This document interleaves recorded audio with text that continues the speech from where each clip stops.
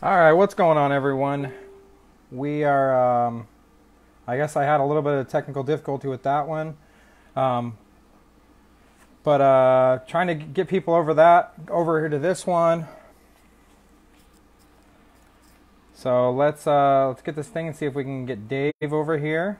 Welcome back to Boats and Shows with River Dave's Place. Thank you for coming back if you joined us last week, and let's get this thing kicked off pretty quick here. And all right, so we got Alexi in here.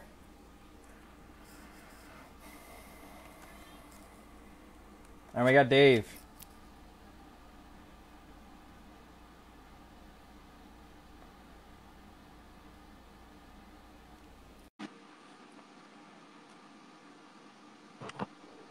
What's up, man?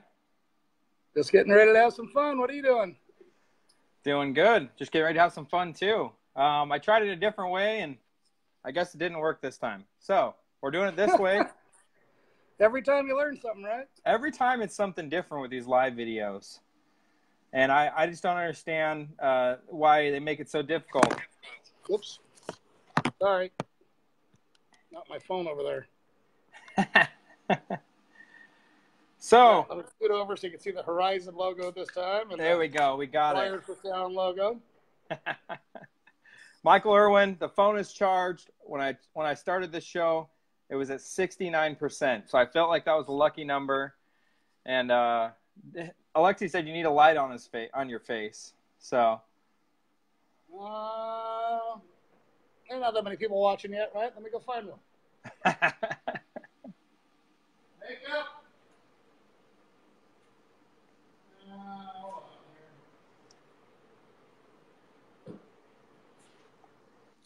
All right, I got a light.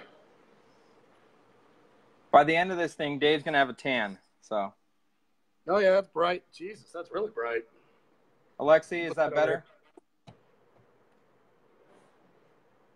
That good? Good. You're I can good. barely see the phone anymore. God, that's way too bright. I can't do this with that. Killing me. There you go, Alexi. Hamed Hoshyar, sir. I can't say your last name, but he said we don't want to see his face anyways. So.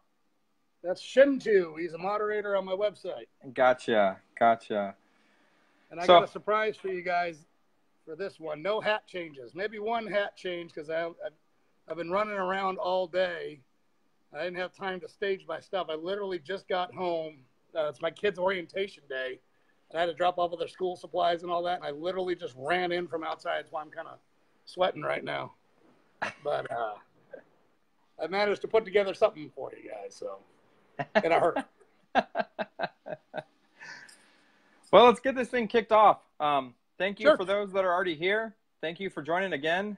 It was so much fun last week. We decided to do it again this week. And this one's, I think, going to be a little more relaxed. Dave's been cracking a few. I've got the big blue van. Have the original. So I got the RDP. there you go. Plays. Of course. The silver bullet. Dave's got the silver bullets. This one's going to be fun. And the first question that I saw that just came through, and I think this is one of the questions that was on our list, is what we kind of answered this last week, but what makes River Dave's Place different than other websites out there? You know what? That's a good question, and one that is going to involve us getting a little mobile. So, there you go. Guys, this is my garage. If you go to the owners of Offshore Only, I don't care what media outlet you call it, right? Any single one of them. Shit, even half the Facebook pages out there. That's the off-road vehicle. That's the Hallett. That's the Shiata. Back over there is my kids' XR50s. And to answer the question is we're enthusiasts first. You know, we didn't do this as we see a hole in a market and we're going to do this, straight for profit and just see an end business game. We did it as enthusiasts first. and built it up from the ground up. Oops, I almost banned a member on my website there. Touch screen on the laptop behind you. You know, we did it as enthusiasts first, and we're about the lifestyle, man. So, you know, I don't know if you guys read the last newsletter that we put out, but it had been 30 days since we'd done a newsletter previous to that. And I said, well, let's recap some fun. I actually left out about 4 things just because that newsletter was getting so long. But, you know, we went to Parker 3 times on top of that newsletter. And there was like 7 things in the newsletter that we had gone and done, including the night run that you went on. In the night run, you know, one of the things, you know, that's me, right? Like, I like adventure. I like doing stuff that other people don't get to do. Yeah. And, you know, even for your friends that have been boating forever, you know, that's their first kind of experience with RDP, I believe. And they went on that. And, you know, what did they have to say about it, right? They loved it, yeah. Yeah, so, and it's different. It's not the same old, like, cookie cutter, you know, let's go have a regatta or let's do this thing. It's like, no, dude, we're going to Topak and we're coming back in the middle of the night. And we're going to go to beaches and run into each other in the channel at midnight. And you look around and there's nobody doing this stuff, you know? And that's, I guess that would be one thing that makes us a little different. I didn't show you guys the machine shop because it's a mess, but, you know, another thing is I'll go crank handles and make stuff. You know, a lot of the stuff on my Shiata, especially on the transom anyways, I made personally. Like, I went over there, I cranked the handles, I machined it, you know? And I don't think there's too many guys in the media outlet position that can say that. You know, they went and dialed in their own boat from scratch with no, you know, industry leader help per se. Now that I own the website's bigger and all that shit, obviously I'm taking the Howlet over to Nordic and letting Thane and John do that because they're probably better at it than I'd ever be. But you know, realistically, you know, yes, I can do it, and yes, I can make my own parts, and yes, I don't work on my own stuff. I'm not Merc certified. I wouldn't even know what to do with a EFI motor. Hell, I wouldn't even know what to do with a carbureted motor, to be honest with you. But you know, mounting one or making the parts or doing some stuff like that or fixing a problem or making my own battery brackets, we can do that. And I can do it in-house without even leaving my garage. Well, and I read the other day, yesterday, I knew I needed to read it before we did this show, is I read your, let's call it your novel on riverdavesplace.com, the drinking novel. But it was way more than a drinking novel to me. It was, you know, what you've really done with your life. And, you know, it was honest and it was raw, and, you know, that's what I kind of appreciated with it. And we had kind of talked about that stuff before, but I just didn't realize, you know, how much you really had done with your life and really experienced. From someone that's been around boats his whole life to doing it with friends, doing it with your wife, now doing it with your children. Like, that's pretty amazing to me. And it's just very, very cool. Yeah. Well, when I was younger, I was really, you know, I was lucky to have the dad that I had. He told me when I was probably 14, he's going to teach me how to machine. And, you know, honestly, we worked on RC cars and we built a motorbike. Even when I was younger than that, I was turning the handles, but I didn't know what I was doing, you know. And 14, he kind of started teaching me the reasoning behind machining. And then he actually had a fairly good sized business and a couple of machinists working for him at the time. And he had them kind of teaching me on the side. By the time I was 16 or 17, I looked around and those guys were gone and I was the only guy there, right? And he told me when I was young, he says, I'm going to teach you this and you can go anywhere in the world and you'll have a job. And that to date has proven a fact. But that job, you know, that thing that I learned how to do, whoops, can't really see it there with my news outlets coming in. That job led me into mold making, right? Which led me into selling rapid prototyping, which is stereolithography. They fire a laser into a liquid and they grow parts overnight. And that job took me to Hong Kong, and that job took me all over the country. And then, you know, later on in life, you know, I went and I worked for another company, and then I kind of did my own thing. And then I opened my own machine shop, my own prototype shop, where I was selling rapid prototyping and subbing it. And then I was doing CNC machining and subbing all that as well, and doing a lot of the stuff manually. And, but yeah, you know, I've got to experience a lot of really cool things in my life. I think a lot of people say, oh, you know, River Dave, that's just some guy that drinks and parties a lot, you know, or whatever. And I'm like, dude, I'm not a moron, you know what I mean? And honestly, like, we can't do things here that most other people, you know, can't, you know, and it's in my garage. It's not like we have a marine shop or something, but we can do we have a lot of capability here. I would say actually, you know, outside of a couple of CNC shops, in terms of manual, I got more capability in my garage than probably anywhere in Havasu. Yeah. or Western Arizona, it's just straight manual to manual. I mean, I have optical comparators in here. I probably have $250,000 worth of tooling in here. Yeah. You know, so. What about the off-road side of things? I mean, that was something we talked about earlier today. You know, how does RDP, you know, kind of relate to the off-road side of things? So we're not big in off-road. All of my members, literally, I mean, like, if we had to take a percentage of them, it's probably going to be in the 80 or 90 percentile. Virtually almost all of them off-road or have off-road or are planning to off-road. You know what I mean? Like, actually, if it's those dynamics, it'd probably be more like a 95 percentile. You know, they all have side-by-sides, or they did at one time, whether they sold them or they're in between or whatever. I've never really pushed the off-road stuff hard. A part of that is, you know, when we were getting started, we didn't have a whole lot of money to go do that stuff. I had a Terex, and the Terex was built by Brian Bennett, and love him or hate him, the guy's one of the most talented guys out there, Long Travel Industries. And that Terex was badass. So we go run it, and I'd run the hell out of it. But I didn't have the money to, like, go to the shows and try to promote ourselves as that kind of dynamic. And it was one of the things that I was thinking about actually just a few hours before the show is, you know, should we start entering that market and should we start penetrating that market? You know, it's always kind of belonged to Glamis Tunes and some of the other forums. And there's a guy, Joey D. I mean, obviously I would never compete with that guy. That guy's huge, you know what I mean? Yeah. But even just to penetrate it a little bit and go and try to make it so it's where it's profitable for us to go do those things in the wintertime. You know, historically, RDP has done events off-road, but they're not off-road events. They're more like our Topak event, where it's like, hey, let's get together, right?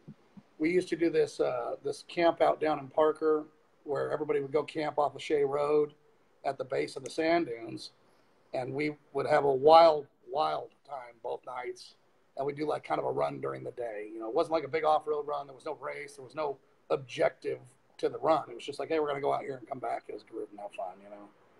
So, and we'll get into that more later, I'm sure, when we start talking about some of the stuff. But I do want to do that again. You know, I finally bought a toy hauler so we can go camp in the desert with everybody. And, you know, obviously I got my big rig over here, so we're down to go off-roading again. Someone said desertdavesplace.com. I would keep everything under River Dave's Place. You know, I don't want to get all crazy on you guys right now, but there's a difference, right? Like, so if you Desert Dave's Place is actually pretty good, but it wouldn't be worth trying to rebrand everything. And the branding on River Dave's Place is pretty strong. I mean, honestly, across 10 years and as much as we've done, it would be foolish to throw that away, you know? So, well, it'd be easier to start sections on the website. How does that sound? And write articles and, you know. I feel like we need to kind of recognize our guest that's I'm going to say he's leaving the River Dave comments. We got Wired for Sound Adam with us tonight. And the last comment that I'm reading from Adam is, I went camping with Dave one time, woke up, my butt hurts. So welcome, Wired for Sound Adam. We appreciate you joining in tonight. Very professional, Adam. Thank you. And we're going to drinking beers on this interview. So we talked about this earlier today too. Good things that River Dave's Place has done, you know, over the years. I know you guys have done some really cool things. One of the things you explained to me today, but what are some really cool, whether they're charitable or whether it's just giving back, things that River Dave's Place has done? You know, I would say there's a lot, you know. I mean, we had a guy one time, and there was this guy, Roy, and this is probably not going to be the greatest story in the world, but it made us feel good, right? He started a thread. He said, I'm homeless. And I mean, it's like this guy had like an outboard stoker or something, right? And next thing you know, there's a thread. I'm homeless, right? And it turned out he had been a caregiver at a facility, or he had been a caregiver for some time, and the person had passed away, and all of a sudden everything, you know, he had to sell everything or whatever, and he ended up living in a Bronco. Well, the Bronco had like the brakes didn't work. You know, I'm down to my last 30 minutes on my cell phone or whatever it was, right? And that particular thread, you know, to kind of like talk about the power of social networking in general, not just RDP, but in general. You know, the members went out there and they fixed the Bronco, like literally fixed the brakes in the parking lot, got it running again. got a cell phone thing going. They got them everything from like a job at a refinery right down to the work boots to go to the job, and that made us feel pretty good. At least made me feel pretty good. I was feeling pretty stoked on it, Previous to RDP, actually on the original hot boat, I think I told you this story briefly. A guy had hit me up for a TV, and he kind of written some small email, and Stacy engaged with him, and come to find out, like, the guy, whatever, the wife up left him with 2 kids, and he had to get an apartment, and just the whole life was going downhill fast, and it was a situation that no matter how hard he worked, between having the kids and the responsibilities, he was going backwards every month, and we posted that on that website, and there was like I'll never forget, it was like a train of Suburbans showed up, man, and I literally like loading shit onto pallets and onto forklifts because there was that much stuff. I mean, it was like canned foods and refrigerated foods, and just being dropped off with coolers and beds and clothing for the kids and this, that, and the other. And so we went over there to drop it off, and the guy was like, "Are you guys from the Red Cross?" And I was like, "No, it's just a boating website." And so we kind of got him going in that front, and I found out he had worked at a certain dairy, and anyhow, some people on the website knew some real higher ups at that dairy, and they ended up, the guy was a good guy. He just fell on hard times, and they ended up getting him a better job at the dairy where he like almost doubled his paycheck so that he was able to do that. And that literally changed the guy's life, and I hadn't talked to him for years, and I was moving out of one of my houses into another house, and he found out about it. And that guy came over, and I mean, like, he took the day off work and came over and literally moved like everything out of my house and wouldn't let us like move anything, It's one of the good stories where it comes out great. I've had a few kind of bummed experiences about that too, where somebody asks for help and you go to help them and you come to find out they're asking for things when they're not exactly in the dire straits that you think they are, So, yeah. But the power of the community is pretty amazing. It literally happens all the time. I mean, I got 100 stories of stuff like this. Somebody posted one time, my parents were in like Idaho and their motorhome broke down, and next thing you know, the members, they're all technologically savvy. They find out the motorhome's like an 84 GMC, right? And the radiator hose blow. And next thing you know, a guy's over there with a radiator hose and changes it on the side of the road, and they're going again. And that kind of stuff happens when you have a solid community. And it's not me, I'm not doing this stuff. It's the community itself that's doing it. And it's pretty cool to be a part of it, and let alone, own it. So. Well, and it's cool to see in all the craziness that goes on, whether it's the off-road industry, whether it's the boating industry, when you go to events and stuff, it's craziness. There's a million things going on, but it's cool to see people slow down for 5-10 seconds and help someone else, whether they're a boater or whether they aren't. People on that deal help everybody. I mean, people get helped literally weekly on there, and it would take forever to describe all that. But even in my own situation, at our own Monster Storm RDP event, I had batteries to go bad in my Howlet, and next thing I posted it on the website. I talked to some people. We asked around the beach, and people are lending us a jump starter, and they're like, "Dude, use it for the rest of the weekend. Let us know. When you want to give it back, give it back." You know what I mean? So we had a koozie change. No hat change, but a koozie change. No hat change. I got about 6 koozies over here, different colors. All right. So if you guys are ready to talk boats, leave a comment what you want to talk about, because we're going into boats now. We're 20 minutes in. Let's talk about. That was 20 minutes? That was 20 minutes. So. That's only 5. All right. Let's talk about the fastest you've ever been in a boat. I think we touched on this a little bit last week, and how that experience kind of came to you, and what led to that experience, the fastest you've ever been in a boat. So, years ago, I got sponsored by Budweiser, as it turns out, and it was actually the distributor for Budweiser, the western border of Arizona, Chip Romer Beverage, and so I got to talking to Chip quite a bit, and we hung out a few times down at his beach house. Chip had a 388 Skater with Carson Brummett motors, big PSI, nasty boat, just crazy fast, right? And anyhow, I went down to Chip's beach house one time. He's got a beach house down in Beachcomber here in Havasu.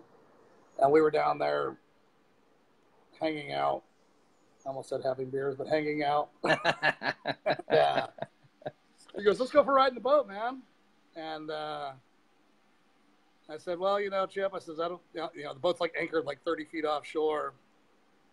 And I said, dude, I don't even think I can get in this thing. You know what I mean? Like, it's a skater floating. I'm fat. The only way to get up on it is like a tie bar, and then the whole back of it's slippery. It's not like there was like a step down bustle like they have nowadays. It was like the real deal, And he got his kid, and he goes, get the Zodiac. And they get the Zodiac, and he runs over the back of the tie bar, and we jump in the boat, and we're off running. And there's so much more to the story I'm not going to tell because it's probably going to piss a lot of people off.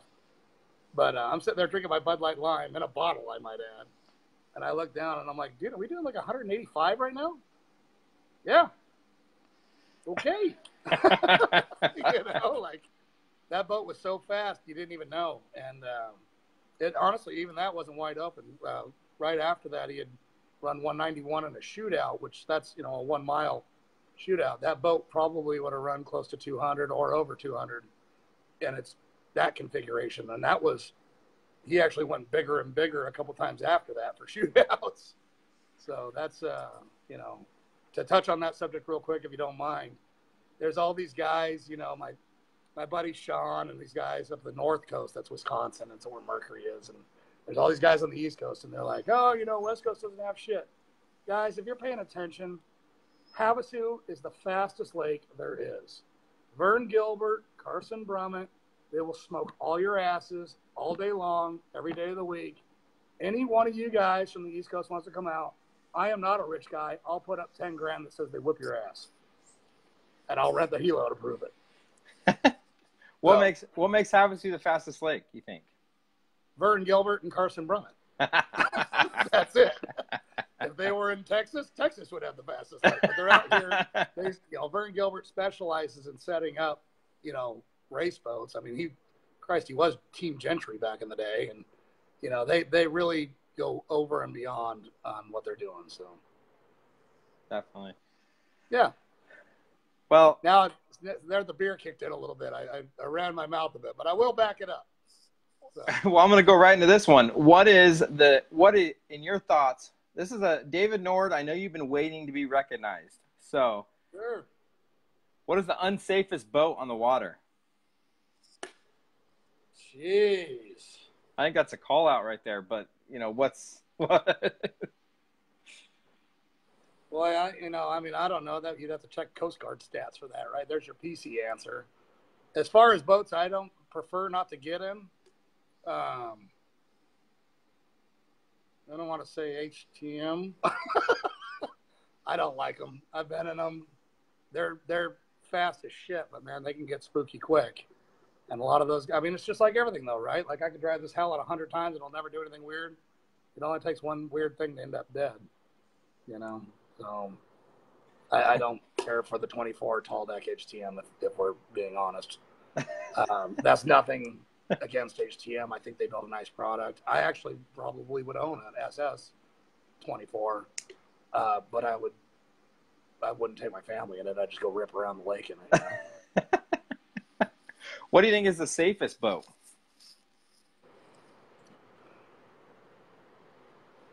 Shit, I don't know. Any straight bottom conventional V is pretty docile. They're hard to beat. For size to size, a 21 Cheyenne is pretty damn hard to beat, man. You can take a 21 out in the perfect storm. And, when Lonnie Fluent, rest in peace, he had his blower motor 21. His wife used to go running around on Memorial Day, Labor Day, and he'd go, I don't care, man. She'll just pound around in the surf out there. And she come back, it is what it is. Boat might have a stress crack or two, but it'll always get you home.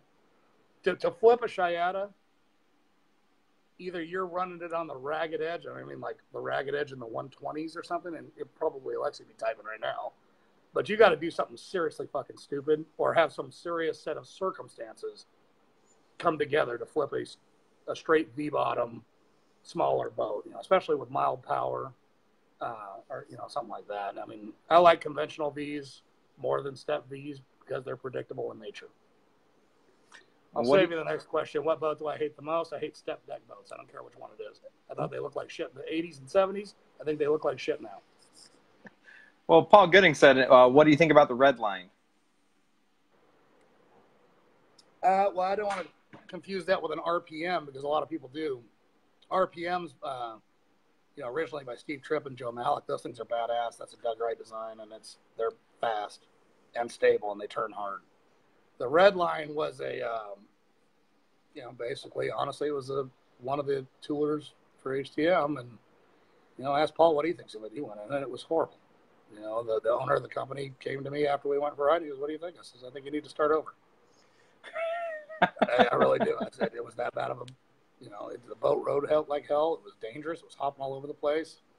And halfway through the ride, I actually told the guy, I says, "Let's see how the slow handling characteristics of the boat are." And that's, you don't say shit like that when you're out with a guy on a drive. Let's see how it handles at 30 back to the dock. It was a fucking disaster. So there you go. You wanted honesty, you got it. Yeah. Yeah.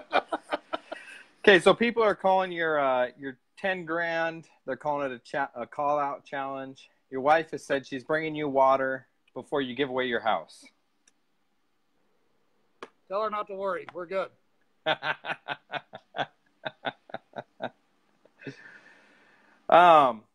Okay, so I'm going further down into these questions that we have. One of the questions from last week is, what boats are known to porpoise and why? That's a great question for Alexi. Not me. There's a lot of boats. I mean, literally, I don't care what anybody tells you, and you can read all the magazines and you can read all the boat tests, and this boat had no hop anywhere. If it's a tunnel and it compresses air, there is always, virtually, there might be one exception out there, but I don't think I know about it. There's always some transition period where it goes from hydrodynamic lift to compression and aerodynamic lift, right? And during that, the boat's coming up on an air bubble and it's releasing it out the back. And it's coming up on an air bubble and it's releasing out the back. So if you want to know what kind of boat porpoises the most, any tunnel. Every single one of them is going to do it. The window might vary from tunnel to tunnel, but every single one of them is going to do it. So I don't have an answer for that. Every boat will porpoise if it's set up wrong. Hell, my Chiata, when I first got it, porpoised like hell, but I fixed it. My Hallet, if I put my 26s on, it wants to hop. I put my 24s on, it's solid as a rock. It depends on prop geometry and setup. So, well, what new boat manufacturer do you think will be around for a while?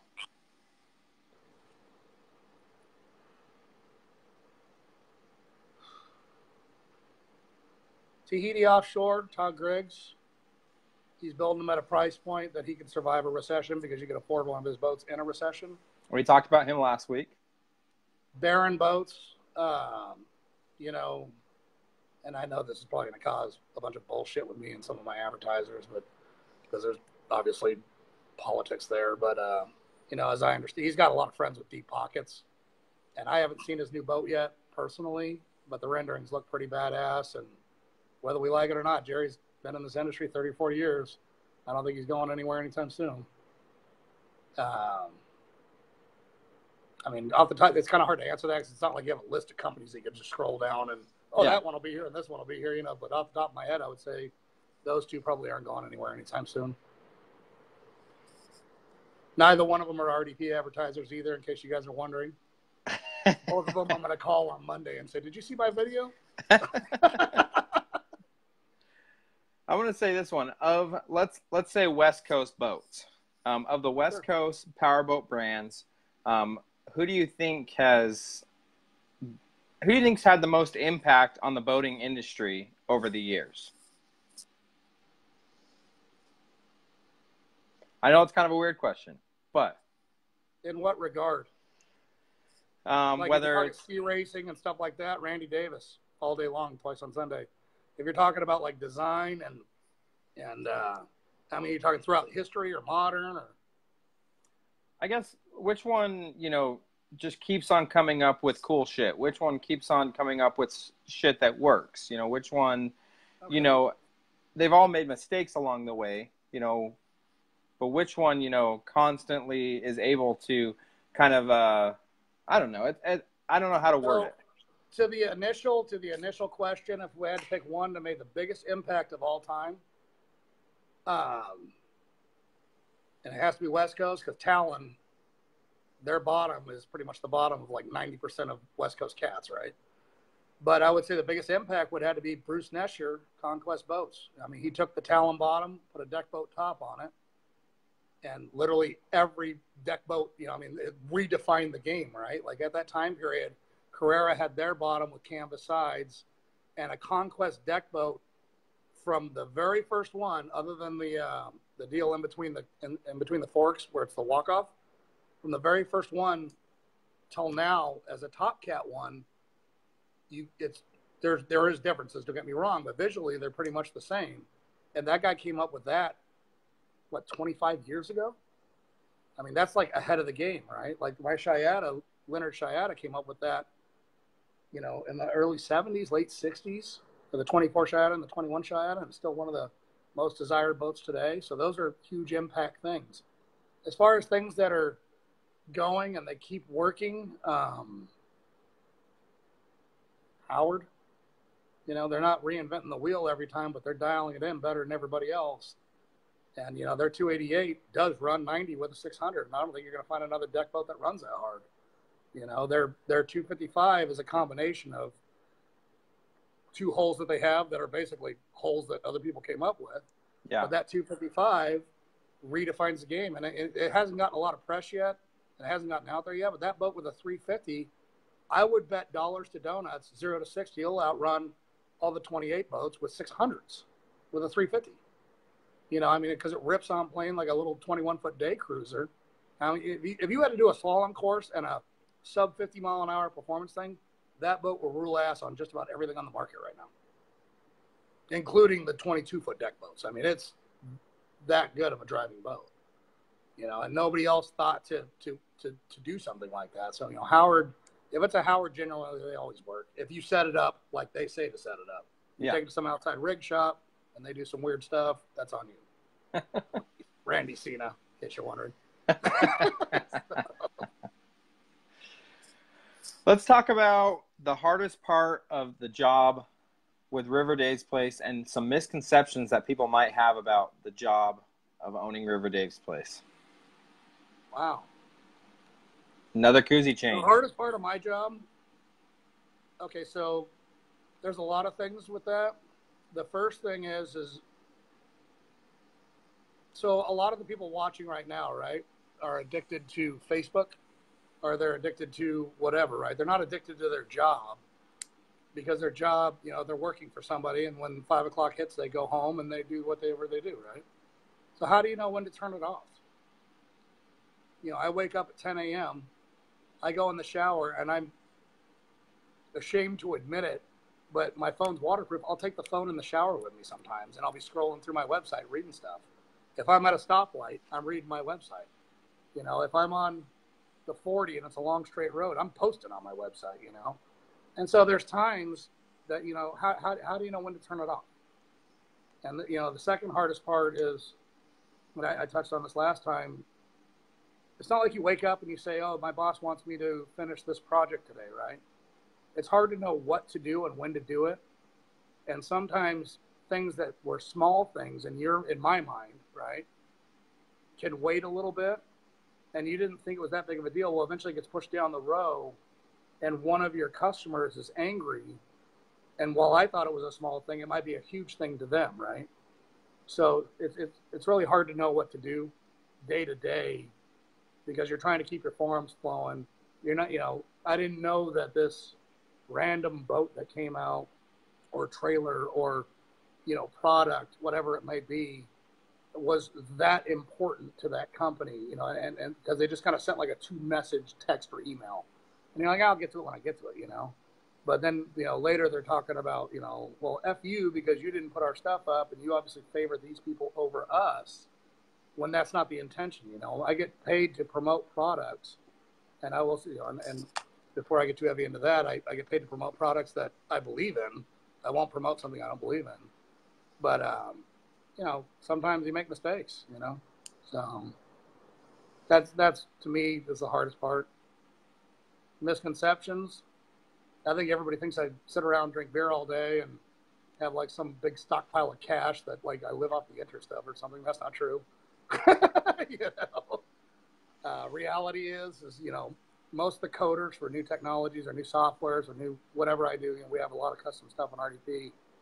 They're overseas, man. So I'm up till 4 or 5 in the morning all the time. And once you set that schedule, which I've had the schedule since I was a kid, I don't know why, I've always been a night guy, but you know, I don't wake up till 10, right? So a lot of times, like in business, they'll be like, "Oh, that guy doesn't get up till 10 or noon." I'm like, "Yeah, but I went to bed at 5," you know? So, you know, there's a lot of misconceptions and stuff like that. And that kind of goes back to the question, you know, one of the questions Dave kind of thought about was, you know, what do people think he does? What does his family think he does? What does he really do? Well, like I said earlier, I think people think it's all fast boats and chicks and money for nothing and beer for free, right? Which at one point it probably was. It's not that anymore. But, you know, so that's probably what people think. My wife thinks I get wasted in the garage, you know, like the vast majority of the time when I'm up till 4 or 5. If I come to bed stinking like beers, you know, she's thinking I just drank all night. And the reality of it is, you know, I'm going back and I'm looking through topics on my forum, trying to find things that I missed. And you know, there's a lot of stuff that goes through that forum. It's hundreds of posts per day.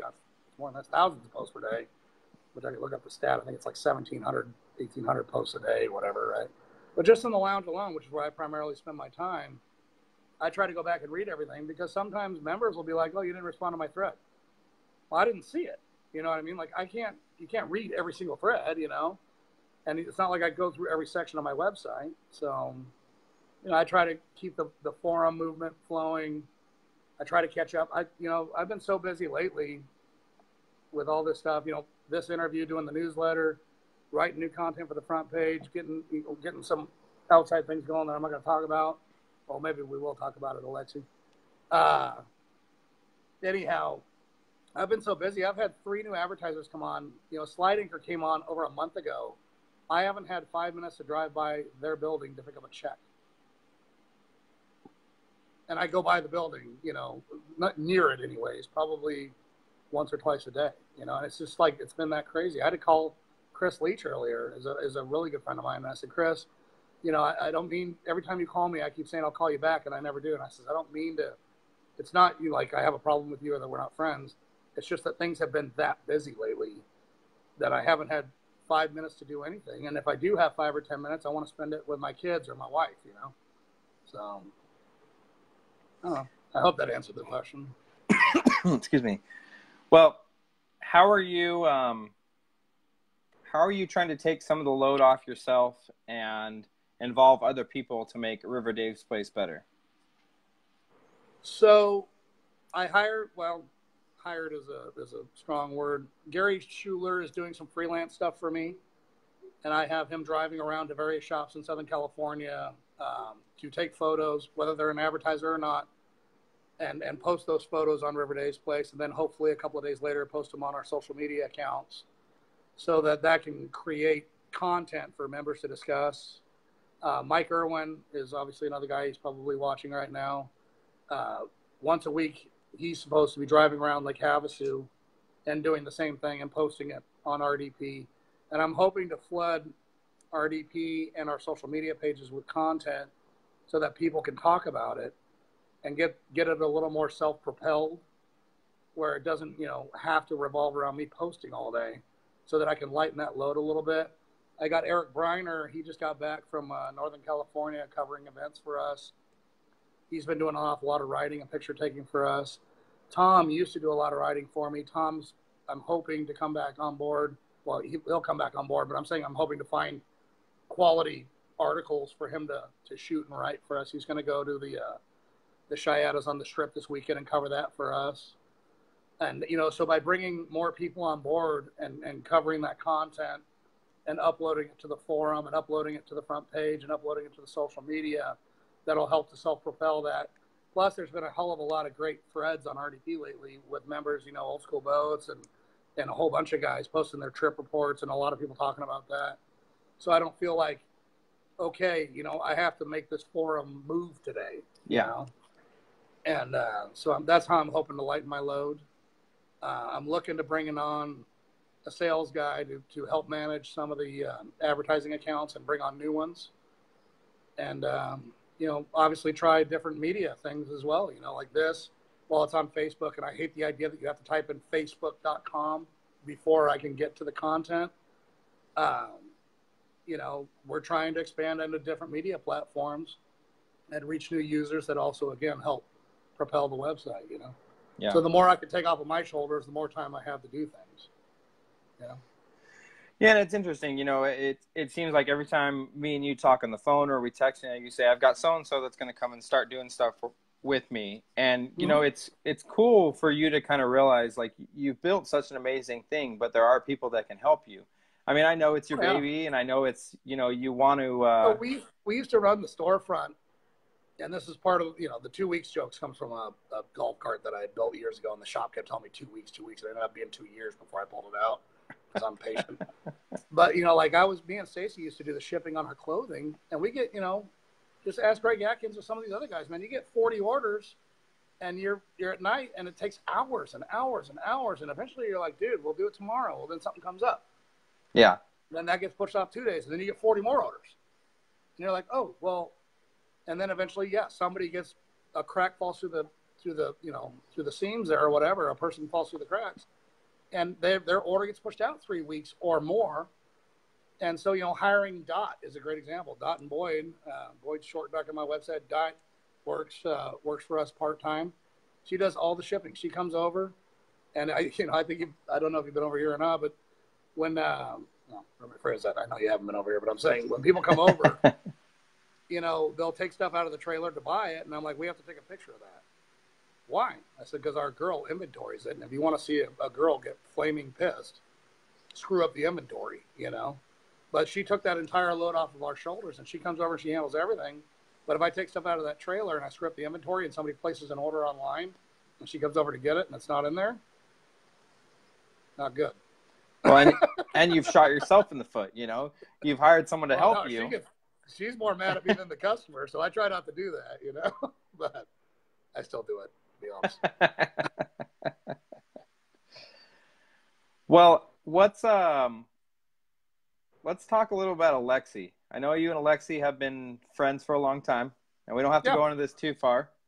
But Alexi tomorrow is going to do a dyno session, and Alexi's always kind of been a no BS person. When he came on my show, there was no BS. This is this, that is that. What do you think about? That's kind of your personality as well. So how do you kind of feel about that? So one of the things that I'm going to say about Alexi is he's my age, right? He's 45. I'm 42, or 41, 42. I don't know, whatever it is. And we see eye to eye on a lot of things in terms of, Alexi doesn't really give a shit about the politics of the industry as much as people try to wrap him up into it. I don't really think he cares. And I don't care about it either. People always try to wrap me up into this stuff. And I'm like, dude, you do what you're going to do. We're going to keep doing what I do, right? And Alexi's been writing for me, off and on for 5+ years. He's taking that role a little more seriously lately. With that newsletter, he wants to be a part of that. And he wants to expand onto some other platforms. Some of the platforms I'm developing, some are social media, some of it's the front page, etc. As far as what he's going to do tomorrow, I don't know. I can't wait to see it, But I think what he would primarily do is educate people into understanding what to look for on their dyno reports and saying that just because you have a dyno sheet that says it makes 1,000 or 1,200 or 1,400 or whatever it is, it probably doesn't actually make that, right? There's all sorts of things that play factors in that. And I'm going to let him talk about all that on his shows. I don't want to take away from that. But, there's everything from corrected numbers to wet headers to, you name it, right? And the corrected numbers would probably be the biggest one in my mind because people, at sea level, it made 1,400. I don't care what what did it make right now, And everybody's dynos are going to read a little bit differently, including Alexi's. I've always been of the belief that Brummett has the lie detector test. Like if you dyno it all over the goddamn country and you take it over to Brummett, it's going to dyno a lot lower than everywhere else. But we'll see. You know, like I said, I'm excited to watch the show. I really am, because he cracks me up, man. He's a very honest guy, and he's not afraid to tell the truth. You know, so definitely. You know, and I just kind of wanted to give him a little publicity on that one too. You know, for anyone that's tomorrow watching at 5 this o'clock. Tomorrow at 5 o'clock, you know, tune in. BoostPowerTech.tv, I believe it is, on Facebook. And we'll, you know, I'll share it as well. With Boats and Shows, we'll share it. And, Sure. you know, we'll all be tuned in for that. This kind of jumps back to the question I just asked you about. Have you ever thought about hiring someone from the East Coast to cover more East Coast boating events? If I could find somebody, and if you're watching, you're hired. I mean, literally. I really wanted to hire Jay Nichols to do that, to be honest with you. And Jay, I love Jay, right? I don't know if you guys see all my stuff on Facebook, but I literally mess with Jay every single day, because he's like a diehard Democrat, hates Trump, and I love Trump, and diehard conservative. So every day I literally hashtag Jay Nichols and all this extreme right stuff, and he hashtags me and all his Trump derangement syndrome stuff. But that was for you, Jay, by the way. I really wanted Jay to hit all the East Coast events and do writing and photography for us. He doesn't like writing. He's really good with the camera. I mean, he's one of the best in the industry with a camera, but he really doesn't care much for writing. And so I thought about maybe talking to Pete Bowden, but I don't want to step on anybody's toes. I recently found out that he works for Speed on the Water quite a bit. So I'm kind of looking for a photographer / writer that can kind of hit some of these events and do that. And if I can't figure it out, well, then either Tommy or Carter or Eric Briner is going to start packing some bags and go. Because we are moving east. That's the plan. Well, and I think we've already taken. There's nothing more on the West Coast we can take, right? Yeah. Like literally, we have everything that we're set out to do here. So we've got to start heading east towards the Mississippi and towards Florida. Ultimately, is where I'd like to get. But you know, on that note, I'm going to visit Sean, which is Headless Hula on my website. We're going up to Wisconsin. And he's got a whole flurry of tours set up. I mean, everything from B-Blades to Mercury Racing to a whole bunch of places. And, you know, part of that is to go out there and shake hands and introduce ourselves to people. A lot of the guys at Mercury I already know. I've never met Brett from B-Blades or, you know, a lot of these guys. So part of that is, you know, to go out there and hang out and drink beers with Sean. But the other part of it is to start moving east. So. Well, and it, you know, I feel, you know, forums have been around for a long time, obviously. I'm telling the person, you know, that owns his own forum. But, you know, Facebook and Instagram has really made it, you know, possible to see and connect with people across the country. You know, one thing, I'll use the Dirty Dinner Show as an example. My other podcast, I never knew that there was a dune scene in Michigan until I started a podcast. And, you know, I said, oh, one of these days I'll make it out to Michigan. Well, 2 months ago, I was invited out to Michigan, you know, and kind of the same thing. I never, ever would have been out to Michigan, never would have known there was a scene out there unless, you know, Facebook and Instagram was not in place. And I know you don't care for Mark Zuckerberg or Facebook or Instagram or whatever, but, you know, that's that, though. Well, let me explain that just a hair, you know, since you brought it up. I think Facebook's a very powerful tool, right? I mean, it's the most powerful thing that's ever hit the internet, and the internet's probably one of the most powerful things that's ever hit mankind. Do you know what was right before Facebook? MySpace. That's right. And when MySpace is out, River Dave's Place was out, and everybody says, Dave, you got to join MySpace. And you know what my answer was every single time? This is MySpace. It's called River Dave's Place.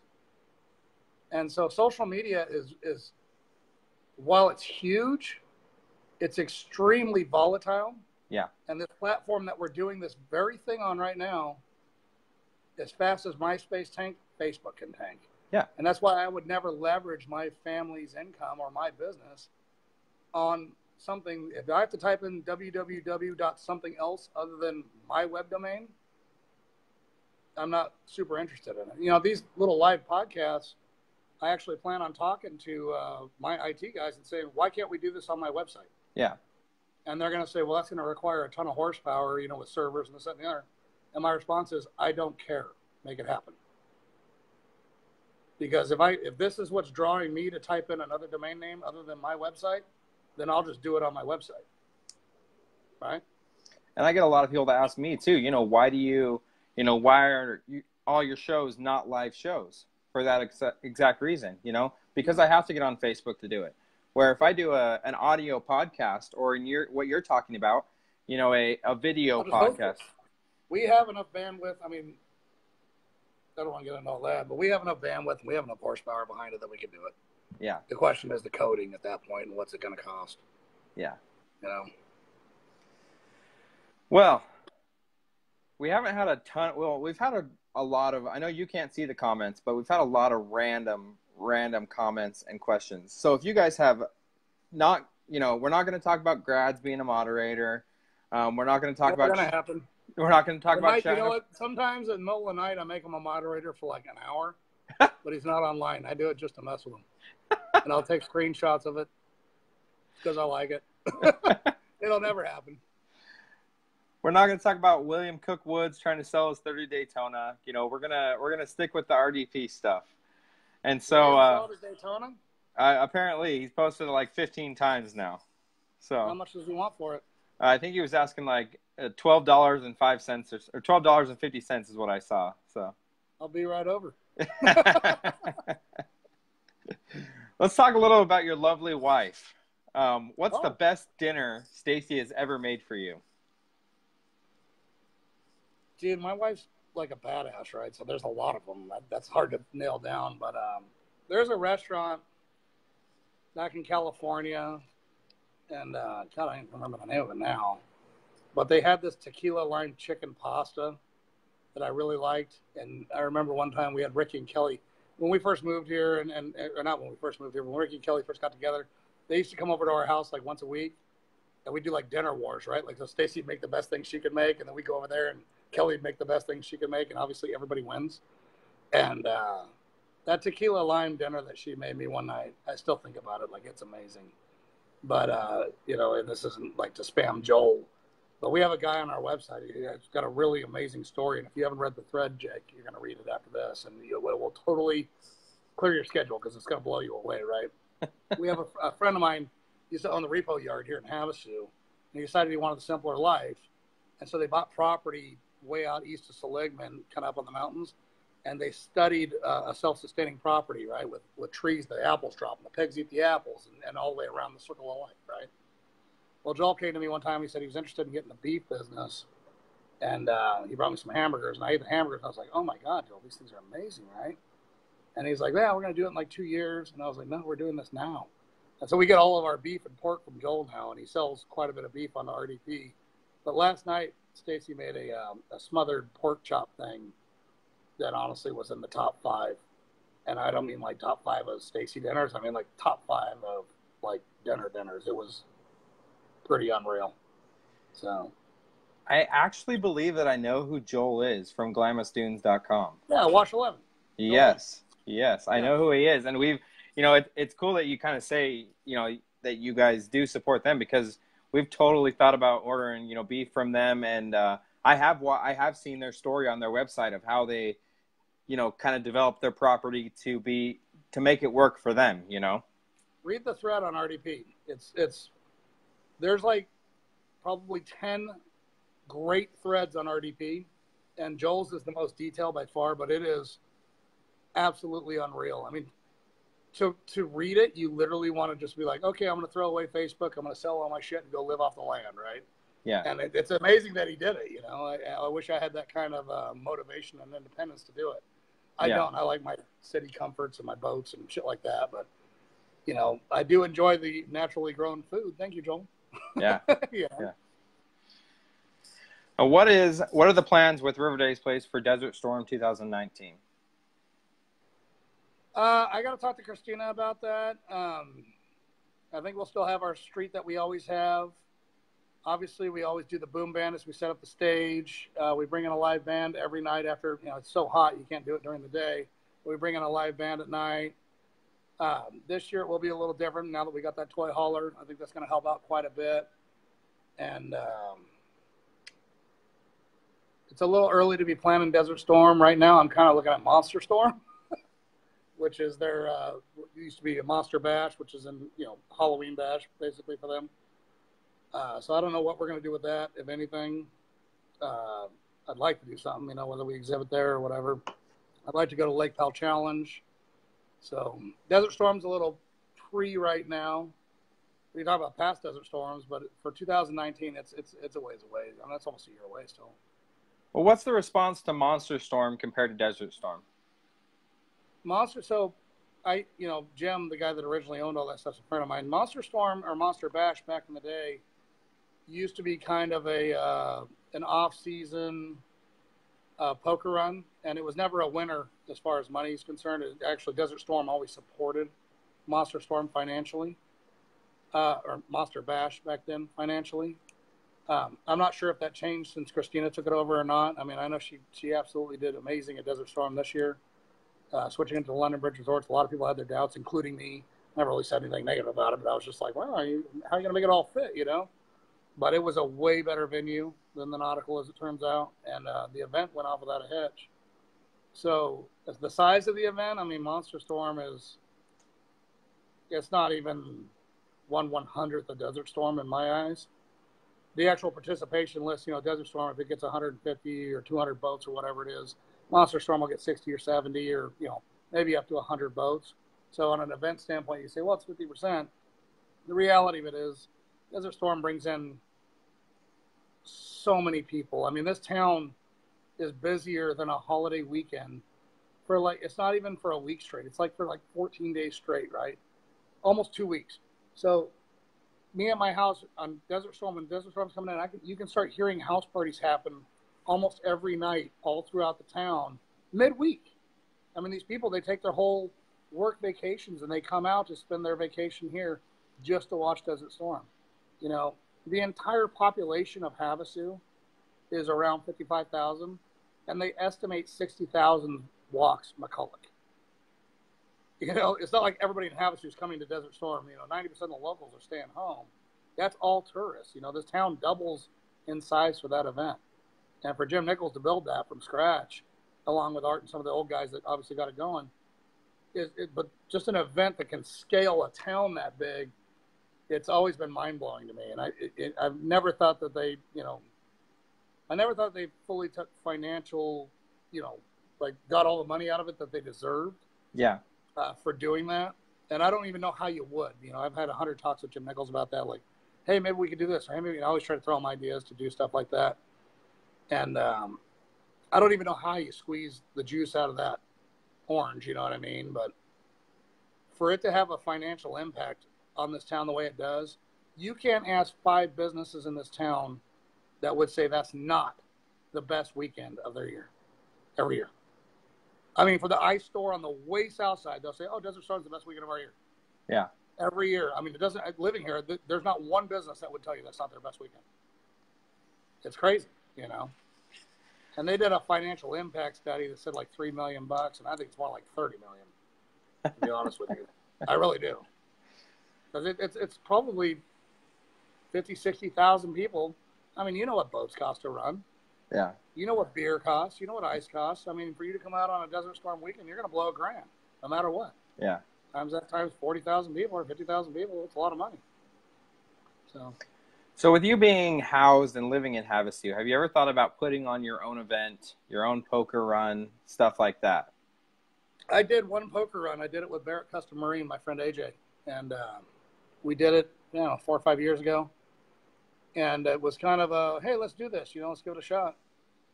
And we did. And, it was like 50, 60 boats showed up. And I was surprised. It was a lot different of a crowd than I thought it was going to be. It was like every big boat west of the Mississippi. We had a lot of skaters show up. We had a lot of, a lot of big boats, And a lot of people said it was really a great event because it was laid back. It was like, here's all your card stops, and go to them wherever you want. We didn't have like a card stop one where everybody was racing to it or anything like that. It was really a laid back event. It was kind of by the pool. One of these guys has a big blue Donzi, and I see him all the time, at all these other events around the country. And he's like, dude, I never win anything, and I won at your event, right? Don London, of all people, won like first place at my event, which I thought was great, or me and AJ's event. I do think about doing it all the time. I was actually having a conversation today. Gene Willen, more or less, has said that there's not going to be a Howard Regatta this year. He's going to do like a single day event. And I've talked about it for years, saying, hey, you know, maybe I should throw an event on September 15th because that's like the Howard Regatta day.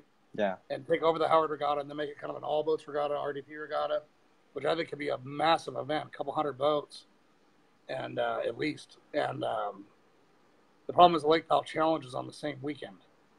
And that event, you know, for guys like me that live out in Havasu, I'd never been to Powell before I went to the fun run, and I was like, whatever, you know, Lake Powell Challenge.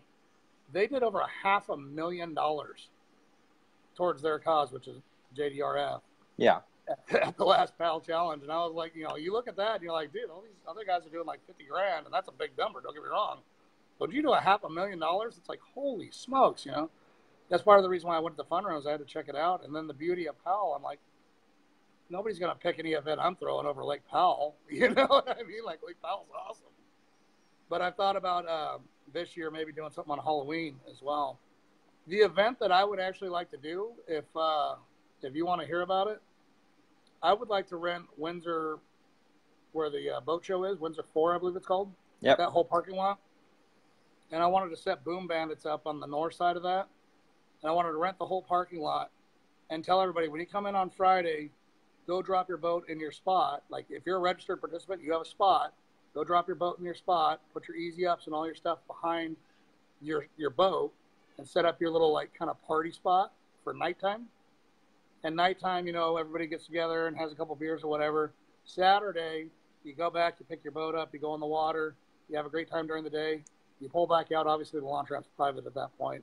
Pull back out, park your boat, go home, get showered, whatever, have a good time, go to dinner, come back at like 8:30 or 9 o'clock and have a full-on concert at that Windsor 4.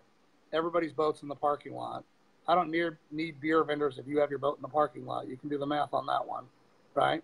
But all these boats got all these little blinky, blinky, twinky, twinky lights, and nobody ever sees them, right? Yeah. Nighttime boat show, stereo contest, straight up Jimmy Buffett tailgate party with all the boats. I think it would be epic. That would be the event that I would love to throw. Yeah, and you bring that up. You know, one of the big things in the off-road world right now is, you know, these side-by-side, you know, I've heard them called show and glows or stuff like that, you know. LED lights they're here to stay. And, you know, boats are, whether it's a boat, side-by-side. He's made a ton of money off lights, you know. Yeah. Yeah. You know, I think that'd be actually really, really cool to see, you know, these boats, whether it's out of the water or in the water, with everything lit up. Why would you not do it out of the water? I mean, at that point, if you can set up all your easy ups and you have little golf carts buzzing people around and you know, if you gave an award for best setup, I guarantee you're going to see tiki huts getting erected on Friday night, you know, and it's just a great party. And here's your stage with live music, and you shut the stage down for 45 minutes for a stereo contest and best setup contest. You send golf carts through the whole thing. And other than that, it's just people walking around, socializing, mingling, and lights on boats and beers. Yeah. I mean, half the stereos on these boats are so goddamn loud, I don't even know if you need a stage, you know? But, you know, that would be my dream event of what I would like to do with an RDP, like regatta, where we have a destination there. We go to Topak, we go to Pirates, we go to the here, but we end up after dinner back at the venue of Windsor for a nighttime get-together with everybody's boats in there. I think that'd be really cool. I do too, especially if you open it up for the public. Why? Adam says, you know, Home Depot sells rope lights. Thank you, Adam. Yeah. I'm gonna go through this last question, and then so the subjects that we talked about last time, and we've talked about this a few times, is that, you know, you wish you could have changed some of your answers to stuff we talked about last time. And I know the person that you are, you've got one or two in mind that you have been eating at you. So. Well, so. Yeah, I mean, honestly, I didn't have a lot of time to prep for this thing today either. You know, I talked to you earlier, but then after that, I got busy. Yeah. One of the things I would say that I would have changed, you know, favorite posters, Flying Bowtie is in my top 3. But, you know, I pretty much just kind of focused on him and him singularly. And TPC, his stories that he posts on my website are amazing. You know, Wash 11, Joel, his story. These are not, there's threads, and I post 1 million threads, man. Don't get me wrong. I post more. If you look at my post count, it's probably more than any other member on my website. I've never checked it, but it probably is, right? And I post some really funny shit, and I post some really technical stuff, and I post some really great stuff in between. But some of these guys like TPC, Flying Bowtie, and, you know, there's another one developing right now about a guy that took a boat from Panama to Panama Canal and beyond, right? Like he bought an ocean boat, and he's cruising the whole thing. And reading these threads are not technical or temporary. These are things that are like lifelong that you remember, and that later on people are going to reference and be like, dude, did you ever see that thread on? And some of those stories is what I wanted to hit on to say, wow, that's the stories that not only did they live, but the fact that they shared it with us. That's a really cool thing. And, you know, like one of my first things with owning, you know, River Dave's place, I was down in, it's a long story about this bullshit thing. I'm not going to get all the way into it, but me and Wes Inskeep ended up out in the middle of freaking nowhere.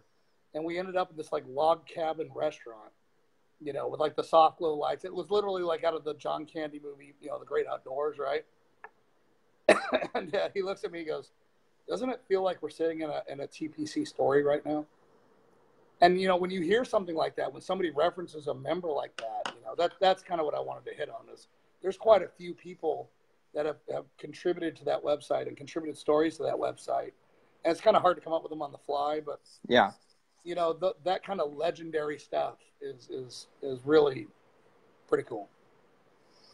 Yeah, and, you know, even me, you know, I'm going to use Jaime Gamboa as an example. You know, Jaime's a good friend of mine from the Dune and Dirt side world. And Jaime one day, you know, was GT Marine anyways. Yeah. Jaime sent me a message, you know, right after I started doing the boats and show stuff. And he said, hey, I know you're on RDP. He goes, and you've said it too. He said, I want you to go back and just, you know, every day, whether it's read an old thread or an old article or something. He goes, I want you to go back and start reading them. And he said, you know, it'll really help realize kind of what this is all about. And, you know, when you kind of said that last show, you know, about people telling their stories or people, you know, sharing those experiences, you know, it made me think, okay, maybe I really do need to do that. So I realized kind of the family that RDP is and what it's been along the way, where it's come from, you know, where it's going now. And there is a giant family. I mean, there's people that hate each other on there, obviously, and there's people that love each other on there, honestly. But even the people that dislike each other, I believe firmly, like if one guy said, hey, man, I need help with this, and the other guy was able to do it, he would do it. Yeah. You know, it's a really tight-knit community. And, you know, like you said on the last show, you know, what are your favorite posts? My favorite posts that I see, and I've seen them a lot more lately, is new members. There was a Topak night run again on July 27th. I didn't go to it, but 2 members that were brand new, whose screen names I didn't even know before that thread, went to Topak. They ended up hooking up with each other and coming home. And, you know, that's pretty amazing. And I love that. And I can't wait to meet them and all that. But I love seeing new members post and new member stories. And I love custom build threads and all that. And since you brought up the subject of Jaime Gamboa, I think he would be an excellent guest on your show. Jaime, I hope you watch this because I told Jaime that 1 million times. So. Doesn't want to do it? Jaime, stop being a pussy. Go on the show. Jaime said he doesn't have a story to tell. But I think Jaime... that guy's got more stories to tell than anybody in this room. He just doesn't want to tell them. Yeah. So. But he has a lot of cool stories about... doesn't he work for like some baller guy now that has like rails and just kind of manages that whole program? He works for one of my good friends, Jeff Pont, who Jeff Pont owns a logistics company, warehouse company in California. Very good guy, very cool guy. And, you know, Jaime has a dream job. There's no story there? There's no story about running badass rails and taking them to shops and making sure they have all the coolest stuff in them? Yeah, there's no content there at all. I know. Jaime, you're on the show, buddy. Jaime, come on, man. Well, we're going to go out there and we're going to do I'm going to see if I can, you know, do a boats and shows from the toy factory as well as a dirty dinner show. That's cool. A double show. Let's see if we can do that. So. Okay. So everyone that's tuning in, I think we're actually, River Dave's going to be on next week's boat and shows too. We need to talk about that probably tomorrow. Really? Because we're doing 3 it in from a row? we're doing it from your house. We talked about this. Oh yeah, that's right. Yeah. The joint interview. Yeah. Yes. So this is going to continue to a part 3. But once again, I got to give a huge shout out to... That one won't be about me, though, guys. That's about something else. Thank God. I got to give a huge shout out to River interesting. Dave's Place, you know, for coming on and supporting, and also doing 2 shows. You know, we've got over, you know, probably close to 3 hours of content as far as this is concerned. Do you care if I make a slight announcement? Nope, go for it. So, Alexi and I decided to, we got this bazillionaire backer that really wants to do something with RDP. Is Alexi typing yet? He says, cool, count me in. No, I was going to joke around with him a little bit, but it's all right. I was going to say, we're starting a magazine, both digital and in print. And it's going to be blown up tomorrow, but I won't do that to you, Alexi. I love you too much. That said, we are doing some pretty cool stuff on some different platforms coming soon that I think you guys are going to be pretty impressed with. And I'm excited to be a part of it. You know, I appreciate you bringing on. So. I love it. You got to get you that RDP hat sooner or later. Yeah. Thank you, Wolf Water Sports, for the hat, but I need an RDP hat. So. Exactly. All right. Any more questions? Nope. Next Wednesday, let's announce this now. Next Wednesday, we got a special show, which we'll announce over the next couple days as me and Dave talk about it. It's going to be live from the exact place where Dave is sitting in right now, from River Dave's Place. RDP HQ. Yeah. Yep. I'll be there next week. Same time, Wednesday. Let's say 7 o'clock again. And thank you for everyone that's commented. Thank you for everyone that's joined. So. Sounds good. All right. Thanks, man. Bye.